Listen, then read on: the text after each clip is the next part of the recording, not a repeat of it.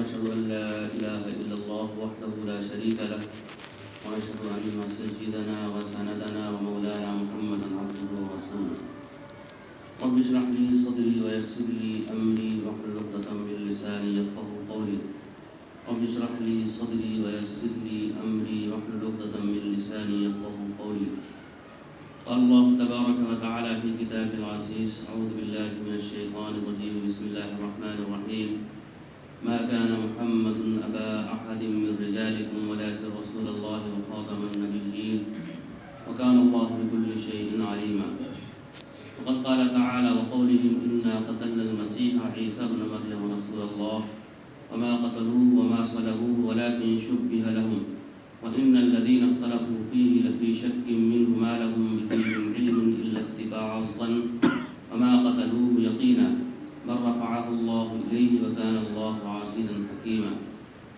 فقد قال رسول الله صلى الله عليه وسلم والذي نفسي بيده ليوشكن أن ينزل فيكم ابن مريم حكما عدلا فيكسر الصليب ويقتل الخنزير ويضع الجزية ويفيض المال حتى لا يقبله أحد حتى تكون السجدة الواحدة خيرا من الدنيا وما فيها ثم يقول أبو هريرة رضي الله تعالى عنه واقرأوا إن شئتم وإن من أهل الكتاب إلا ليؤمنن به قبل موته ويوم القيامة يكون عليهم شهيدا صدق الله العلي العظيم وصدق رسوله النبي الكريم خوش رہے یا نہ رہے پر تمنا ہے امیر خوش رہے یا نہ رہے پر تمنا ہے امیر آخر وقت سلامت میرا ایمان رہے معزز سامعین اور میرے محترم بزرگوں اور دوستوں اور میرے مسلمان بھائیوں بھائیوں گزشتہ کئی جمعوں سے آپ کے سامنے اللہ کے رسول جناب محمد رسول اللہ صلی اللہ علیہ وسلم کے زمانے میں جو فتنے اٹھا کرتے تھے ان کا تذکرہ آیا اور اس کے بعد اب تک جتنے بڑے بڑے فتنے اٹھے ہیں ان میں سے دو کا تذکرہ آپ کے سامنے آیا ورنہ اس کے علاوہ بہت سارے ایسے فتنے ہیں جن کی تعداد ہم کو بھی نہیں معلوم آپ کو بھی نہیں معلوم بہرحال میں نے آپ کے سامنے دو فتنوں کے تذکرے کیے تھے اور میں نے آپ کے سامنے عرض کیا تھا کہ ہجری 260 میں ایک امام ہیں جن کو شیعہ حضرات اپنی زبان میں امام مہدی کہتے ہیں اور ان کے قول کے مطابق ان کے 12 امام ہیں اور کہا جاتا ہے کہ 11 اماموں کا تذکرہ تو ختم ہو چکا گویا کہ وہ دنیا سے فوت ہو چکے اور ان میں سب سے پہلے جو امام ہیں وہ حضرت علی رضی اللہ تعالیٰ عنہ اور جو 12ویں امام ہیں ان کے بارے میں کہتے ہیں کہ وہ سر من رآ غار کے اندر چھپ گئے ہیں جبکہ ان کی عمر صرف 12 بلکہ 4 یا 5 سال تھی اور یہ واقعہ کہتے ہیں کہ ہجری 260 کے اندر پیش آیا تھا اور اس کے بعد ہجری 329 تک خفیہ طور پر اپنے بڑے بڑے عہدیداروں سے ذمہ داروں سے وہ ملتے رہے اور اس کے بعد سے اب تک ان کا عطا پتہ نہیں ہے اور ان کے قول کے مطابق وہ قرب قیامت ظاہر ہوں گے اور جن کا نام امام مہدی ہوگا ایک فتنہ یہ تھا جس کی تفصیل آپ کے سامنے آ چکی ہے اور دوسرا فتنہ میں نے آپ کے سامنے عرض کیا تھا وہ تھا سید محمد جون پوری کا اور یہ فتنہ نبی صدی ہجری کے اندر پیش آیا تھا اور تقریباً 10ویں ہجری تک یہ سلسلہ چلا ان کے ماننے والے جاننے والے آج تک موجود ہیں جن کو فرقہ احمدیہ کے نام سے جانا اور پہچانا جاتا ہے تیسرا فرقہ جو ہے وہ پیداوار ہے انگریزوں کی جن کو ہم اور اپنی زبان میں غلام احمد قادیانی کے نام سے جانتے اور پہچانتے ہیں یہ 13ویں صدی ہجری کا واقعہ ہے جو آج تک چل رہا ہے اور چوتھا بڑا فتنہ یہ 2004 سے شروع ہوا ہے جس کی تفصیل میں نے آپ کے سامنے عرض کی تھی تو بہرحال یہ چاروں کے چار فتنے ایسے ہیں جو بہت بڑے فتنے مانے جاتے ہیں اور تقریباً ہر ایک کا قول یہی ہے ہر ایک یہی کہتا ہے کہ میں ہی مہدی ہوں میں ہی عیسیٰ ابن مریم ہوں تو گزشتہ چند ہفتوں سے یہ تفصیل آپ کے سامنے آ چکی ہے آج میں چاہتا ہوں کہ حضرت امام مہدی رحمۃ اللہ علیہ السلام کا مختصر تعارف آپ کے سامنے پیش کروں آپ خود ہی اس تعارف کو سن کر کے محسوس کریں گے کہ جتنے بھی مہدی اس سے پہلے پیدا ہوئے ہیں وہ سارے کے سارے کذاب ہیں، دجال ہیں، جھوٹے ہیں، ان کے ماننے والے سارے کے سارے کافر ہیں، متفقہ یہ فیصلہ ہے۔ تو میں آپ کے سامنے عرض کر دوں، حدیث کی روایت کے مطابق حضرت امام مہدی علیہ السلام کا نام اللہ کے رسول جناب محمد رسول اللہ صلی اللہ علیہ وسلم کے نام پر ہے، یعنی ان کا نام بھی محمد ہے۔ اسی طریقے سے ان کا نام، ان کے والد محترم کا نام حضرت عبداللہ ہے، جیسے کہ ہمارے اور آپ کے آقا صلی اللہ علیہ وسلم کے والد محترم کا نام عبداللہ ہے۔ البتہ ان کا لقب مہدی ہے، اور یہ اہل بیت کے خاندان سے پیدا ہوئے ہیں یا ہوں گے۔ بہرحال یہ فاطمی نسب سے ہوں گے، اور ان کی نسبت والد کی طرف کی جائے تو یہ حسنی ہوں گے، اور والدہ کی طرف کی جائے تو یہ حسینی ہوں گے۔ اور ان کی ولادت مدینہ منورہ میں ہوگی۔ شکل و شباہت میں، شکل و صورت میں حدیث کی روح سے اللہ کے رسول جناب محمد رسول اللہ صلی اللہ علیہ وسلم سے بہت مشابہت رکھتے ہوں گے۔ اخلاق و عادات کے اعتبار سے، سیرت کے اعتبار سے حضرت حسن رضی اللہ تعالیٰ عنہ کی طرح ہوں گے۔ 40 سال تک کی پوشیدہ رہیں گے۔ جیسے ہی 40 سال ان کی عمر ہوگی، والی حجاز جو زمانے کے امیر المؤمنین ہوں گے، ولی ہوں گے، ان کا انتقال ہو جائے گا، وفات پا جائیں گے۔ اب مسئلہ یہاں پر جانشین کا پیدا ہوگا، لوگ آپس میں لڑیں گے، جھگڑیں گے کہ کس کو ولی عہد بنایا جائے، کس کو بادشاہ علامت تسلیم کیا جائے۔ یہ بات پوشیدہ طور پر حضرت امام مہدی علیہ السلام کو معلوم ہوگی، چونکہ یہ ولایت کے اعلیٰ مقام کے اوپر فائز ہوں گے، اور ان کو اندیشہ ہوگا کہیں ایسا نہ ہو کہ لوگ ہمارے پاس آ جائیں اور ہم کو یہ بار امانت ہمارے کندھوں کے اوپر رکھ دیں اور میں اس کو نہ برداشت کر سکوں۔ یہ ان کے اعلیٰ ظرفی کی دلیل ہوگی، جس کی وجہ سے وہ مدینہ المنورہ سے نکل کر کے مکہ المکرمہ کا رخ کریں گے۔ بہرحال وہ طواف کر رہے ہوں گے۔ اس زمانے میں تو اہل نظر ہوں گے، اس زمانے میں تو اہل علم ہوں گے، علماء ہوں گے، وہ ان کو طواف کرتے ہوئے دیکھیں گے اور ان کو پہچان لیں گے۔ لیکن اتفاق یہ ہے کہ ان سے ملاقات نہیں ہو سکے گی، جس کی وجہ سے یہ لوگ حضرت امام مہدی علیہ السلام کو تلاش کرتے پھریں گے، یہاں تک کہ ان کے گھر کو پا لیں گے جہاں وہ مقیم ہوں گے، اور ان کو پھر لے کر کے آئیں گے مکہ المکرمہ یعنی حرم کعبۃ اللہ کے اندر۔ وہاں آنے کے بعد پھر حجر اسود اور مقام ابراہیم کے پاس ان کو بٹھا کر کے ان سے بیعت کی جائے گی، اور بیعت کرنے کے بعد یہ بات بہت ہی تیزی کے ساتھ پھیل جائے گی، جس کی وجہ سے اہل عراق ہوں یا دوسرے ملک کے لوگ ہوں، بڑی تیزی کے ساتھ حضرت امام مہدی علیہ السلام کے پاس آئیں گے اور ان کے باقاعدہ ان سے بیعت کریں گے۔ اور اسی وقت یہ واقعہ پیش آئے گا کہ شام کا جو والی ہوگا اس کو جب پتہ چلے گا کہ حضرت امام مہدی علیہ السلام کے اوپر بہت سے لوگوں نے بیعت کر لی ہے، تو اپنے لشکر جرار کو لے کر کے مکہ المکرمہ کی طرف روانہ ہوگا۔ مقام ذوالحلیفہ کے پاس پہنچ کر کے اس کا سارا لشکر زمین کے اندر دھس جائے گا، اور یہ بات بھی بڑی تیزی کے ساتھ پھیلے گی، جس کی وجہ سے سارے عالم کے اندر یہ سنائی دے گی، اور لوگ جوق در جوق حضرت امام مہدی علیہ السلام کو دیکھنے کے لیے اور ان کے ہاتھ کے اوپر بیعت کرنے کے لیے پہنچ جائیں گے۔ اس کا چونکہ سردار جو ہوگا وہ سفیانی نام کا ہوگا، یہ بنفس نفیس خود حملہ کرے گا مکہ المکرمہ کے اوپر، اور اس سے پہلے بنو قیس کے اوپر حملہ کرنے کی کوشش کرے گا، جس کی وجہ سے وہاں کی عورتوں کی عزتیں محفوظ نہیں ہوں گی، ان کے بچوں کو یہ قتل کر دے گا، بے دریغ قتل کرے گا، خون بالکل ارزاں ہو جائے گا، سستا ہو جائے گا پانی کی طرح، یہاں تک کہ حضرت امام مہدی علیہ السلام کے ہاتھوں سے اس کو شکست ہوگی۔ میں یہ ساری کی ساری باتیں اپنی طرف سے نہیں بلکہ احادیث کے اندر یہ ساری کی ساری باتیں موجود ہیں، آپ کے سامنے بیان کرنے کا مقصد یہ ہے کہ ہم یہ ساری کی ساری باتیں اپنے ذہنوں کے اندر بٹھا لیں، اور بٹھانے کے بعد اب اگر ہمارے پاس کوئی جھوٹا مدعی آ جائے، نبوت کا دعویٰ کرنے والا آ جائے، تو ہم یہ ساری کی ساری باتیں اپنے ذہن میں رکھ کر کے اس کے سوالات کر سکتے ہیں کہ تو کیسے مہدی ہو سکتا ہے۔ بہرحال اس کے بعد امام مہدی علیہ السلام مدینے کا رخ کریں گے اور روضہ انور کے اوپر پہنچ کر کے سلام دیں گے۔ اس کے بعد باقاعدہ مدینے کے اندر ایک لشکر جرار تیار کریں گے مجاہدوں کا، اور اس کے بعد شام کا رخ کریں گے۔ وہاں کے مسلمان بڑے ہی پریشان ہوں گے، افسردہ خاطر ہوں گے، اس لیے کہ ان کی اسلامیت کو ختم کرنے کے لیے وہاں کے دشمن ان کو ختم کر رہے ہوں گے، اور ان کو جب معلوم ہوگا، وہاں کے لوگوں کو معلوم ہوگا تو روایت کے اندر آتا ہے کہ عیسائی اور یہودی مل کر کے تقریباً 8 لاکھ لشکر جرار تیار کریں گے، ایک روایت کے مطابق اعماق کے مقام کے اوپر، دوسری روایت کے مطابق طالب کے مقام کے اوپر یہ لوگ اپنا پڑاؤ ڈالے ہوئے ہوں گے۔ حضرت امام مہدی علیہ السلام تسلیم اپنے لشکر جرار کے ساتھ ان سے مقابلہ کریں گے، اور خلاصے کے طور پر یہ عرض کر دوں کہ تقریباً 3 دن تک باقاعدہ مقابلہ ہوگا، اور چوتھے دن اللہ تبارک و تعالیٰ ان یہودیوں کو شکست فاش دیں گے اور حضرت امام مہدی علیہ السلام تسلیم کو فتح سے ہمکنار کریں گے۔ اس کے بعد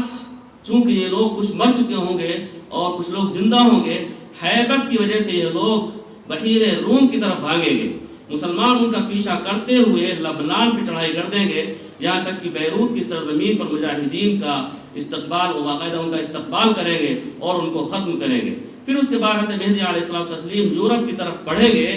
اور اٹلی کے دارالمقام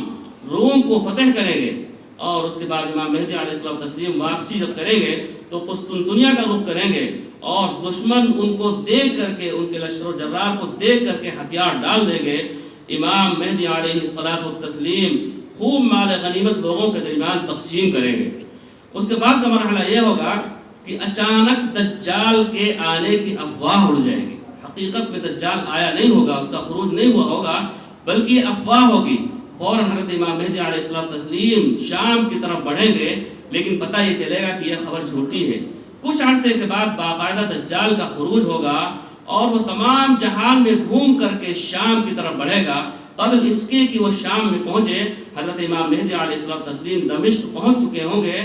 اور اسی وقت حضرت عیسیٰ ابن مریم علیہ السلام تسلیم کا نزول ہوگا۔ مجاہدین نمازیں پڑھنے کے لیے، فجر کی نماز پڑھنے کے لیے اپنی صفیں درست کر رہے ہوں گے، اقامت کہہ چکی ہو جا چکی ہوگی۔ جیسے امام مہدی علیہ السلام تسلیم تکبیر کہنا چاہیں گے، تکبیر تحریمہ کہنا چاہیں گے، اپنی نماز کو شروع کرنا چاہیں گے،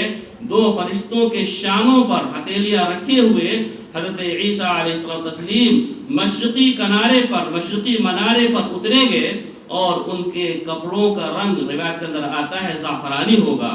ہاتھ میں جنگی حربہ ہوگا۔ امام مہدی علیہ السلام تسلیم ان سے کہیں گے، یعنی عیسیٰ ابن مریم علیہ السلام تسلیم سے کہیں گے کہ آپ ہی نماز پڑھا دیجئے فجر کی، لیکن حضرت عیسیٰ ابن مریم علیہ السلام تسلیم کہیں گے کہ نماز آپ ہی پڑھائیے۔ بہرحال حضرت امام مہدی علیہ السلام تسلیم نماز پڑھائیں گے۔ نماز کے بعد باقاعدہ دونوں کی ملاقاتیں ہوں گی، گفت و شنید ہوگی، اور اس کے بعد حکم دیا جائے گا کہ مسجد کے دروازے کو کھولا جائے۔ جیسے ہی مسجد کا دروازہ کھولا جائے گا، دجال اپنے 70,000 یہودیوں کے ساتھ وہاں موجود ہوگا، اور چاہے گا کہ مسلمانوں کو بے دریغ قتل کر دیا جائے، ان کو ختم کر دیا جائے، لیکن جیسے ہی حضرت امام عیسیٰ ابن مریم علیہ السلام تسلیم کو دیکھے گا، وہ بھاگ کھڑا ہوگا۔ یہ دونوں حضرات، یعنی حضرت عیسیٰ علیہ السلام تسلیم اور حضرت امام مہدی علیہ السلام تسلیم باقاعدہ ان کا مقابلہ کریں گے، تعاقب کریں گے، اور جو آج کا موجودہ اسرائیل ہے، اس کا ایک شہر ہے مقام لد، وہاں پر جا کر اس کو پکڑ لیں گے۔ جب یہودی دیکھیں گے کہ ہمارے امام نعوذ باللہ، جس کو ہم اور اپنی زبان میں دجال کہتے ہیں، وہ قتل کیا جا چکا ہے، وہ لوگ بھاگنے کی کوشش کریں گے، پناہ لینے کی کوشش کریں گے۔ روایتوں کے اندر آتا ہے کہ اگر وہ کسی درخت کے نیچے بھی چھپ جائیں گے تو درخت آواز دے گا کہ یہ دشمن اسلام یہاں پہ موجود ہے، اس کو قتل کر دو۔ اگر وہ کسی دیوار کے پیچھے چھپ جائیں گے تو دیوار بھی آواز دے دے گی، اللہ تبارک تعالیٰ اس وقت اس کو گویائی دیں گے اور اس کو پکڑ لیا جائے گا، اس کو قتل کر دیا جائے گا۔ بہرحال ان تمام اسرائیلوں کو ختم کر دیا جائے گا، اسرائیل فتح ہو جائے گا، صہیونیت ختم ہو جائے گی۔ اس کے بعد فرماتے ہیں کہ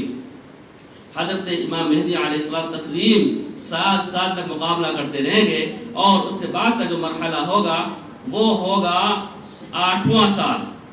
8ویں سال میں دجال نکلے گا اور اس کا قلع قمع کیا جائے گا۔ 90 سال حضرت عیسیٰ علیہ السلام تسلیم کی معیت میں گزاریں گے حضرت امام مہدی علیہ السلام تسلیم، اور اس وقت سارے عالم کے اندر اسلام پھیل جائے گا۔ روایت کے اندر آتا ہے، میں نے آپ کے سامنے روایت پڑھی ہے، اس کے الفاظ یہ ہیں کہ جزیہ موقوف ہو جائے گا، لوگ مالا مال ہو جائیں گے، ان کو جزیہ لینے کی ضرورت ہی نہیں ہوگی۔ خنزیر، جس کو اللہ تبارک و تعالیٰ نے نجس العین کہا ہے، اس کو بھی قتل کر دیا جائے گا، صلیب کو توڑ دیا جائے گا، اس کے پرخچے اڑا دیے جائیں گے، یہاں تک کہ کفر و شرک کا خاتمہ ہو جائے گا۔ روایتوں کے اندر آتا ہے کہ اس زمانے میں ہمارے انڈیا کے اوپر، ہمارے ہندوستان کے اوپر جو والی ہوگا اس کو بھی گرفتار کر لیا جائے گا۔ تو خلاصہ کلام یہ ہے کہ اس کے بعد حضرت امام مہدی علیہ الصلوۃ والتسلیم کا وصال ہو جائے گا، گویا کہ وہ دنیا سے رخصت ہو جائیں گے، اور اس کے بعد حضرت عیسیٰ علیہ الصلوۃ والتسلیم تقریباً 40 سال تک زندہ رہیں گے۔ ایک روایت کے اندر آتا ہے تقریباً 45 سال تک زندہ رہیں گے۔ دنیا کا کوئی بھی کونا ایسا نہیں ہوگا جہاں مسلمان نہ ہو، گویا کہ مسلمان سارے عالم کے اندر چھا جائیں گے، اور مداہنت ختم ہو جائے گی، مداہنت فی الدین بالکل مٹ جائے گی۔ ہر ایک دوسرے سے محبت اور بھائی چارگی کے ساتھ پیش آئے گا،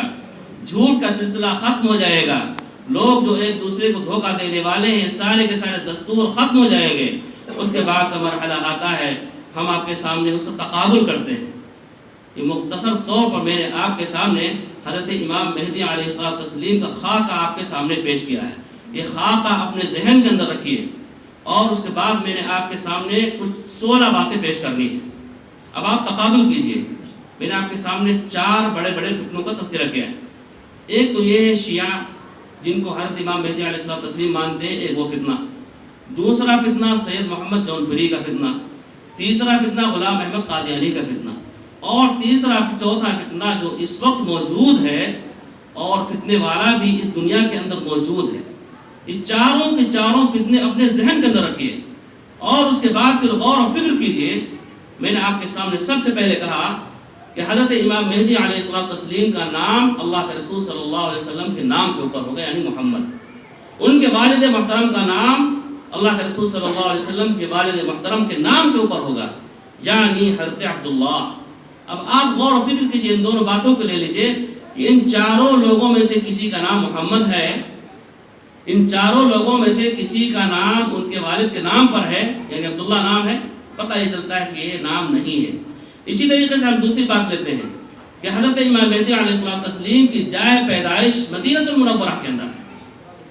اب چاروں کو لے لیجئے،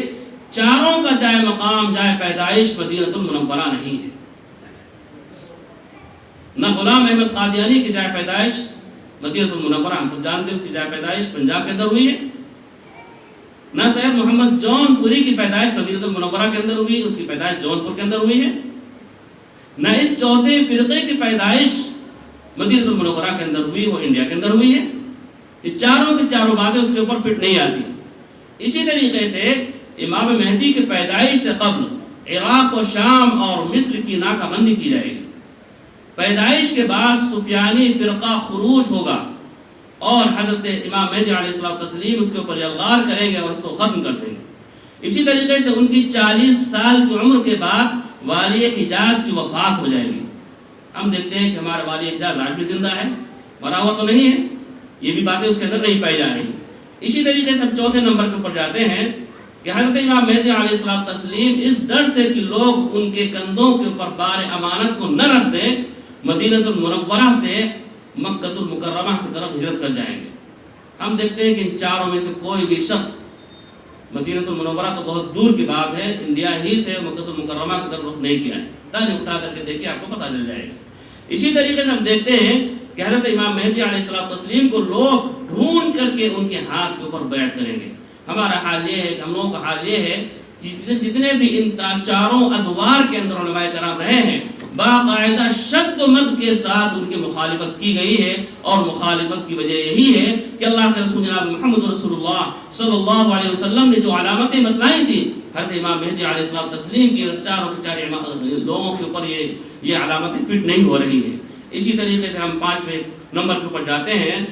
کہ مہدی کے ظہور کے بعد فوری طور پر سفیانی کا حملہ ہوگا مکہ المکرمہ کے اوپر یا دوسرے لوگوں کے اوپر۔ ہم دیکھتے ہیں یہ لوگ اپنے گھروں سے نہیں نکلتے ہیں، اپنے دلوں سے نہیں نکلتے ہیں۔ ہاں، ان کے آقا جو ان کو خوش کرنے کے لیے ان کو نبوت کے دعوے کے اوپر سرفراز کیے ہوئے ہیں،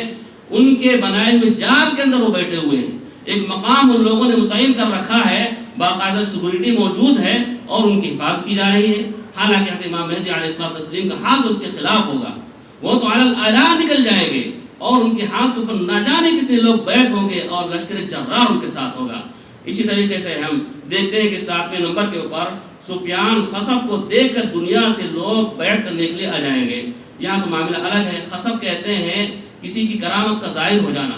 حضرت امام مہدی علیہ السلام جب اس امامت کے منصب کے اوپر فائز ہو گئے تو میں نے آپ کے سامنے عرض کیا تھا کہ اسی وقت سفیانی فرقہ مکہ والوں کے اوپر حملہ کرنے کی کوشش کرے گا اور مقام ذوالحلیفہ کے مقام پر وہ لوگ زمین کے اندر دھس جائیں گے. تو ہم دیکھ رہے ہیں کہ آج تک کوئی بھی ایسا واقعہ پیش نہیں آیا ہے. اسی طریقے سے ہم دیکھتے ہیں کہ سفیان کے فتح مکہ کے بعد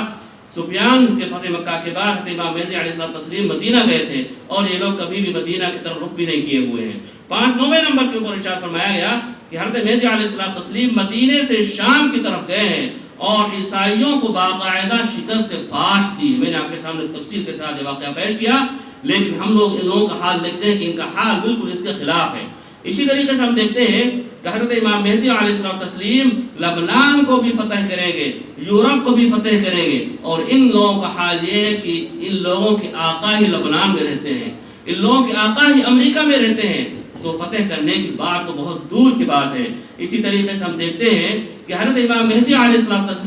جب قسطنطنیہ جائیں گے تو وہاں کے دشمنان اسلام حضرت امام مہدی علیہ السلام کو دیکھ کر کے روب کے اندر مبتلا ہوں گے، جس کی وجہ سے وہ لوگ اپنے پرچم کو جھکا لیں گے اور حضرت امام مہدی علیہ السلام اپنے پرچم کو باقاعدہ کھڑا کر دیں گے. یہ حال ہوگا حضرت امام مہدی علیہ السلام کا. اسی طریقے سے ہم دیکھتے ہیں کہ حضرت امام مہدی علیہ السلام کے زمانے میں دجال نکلے گا. کیا ان لوگوں کے ادوار کے اندر دجال نکلا ہے؟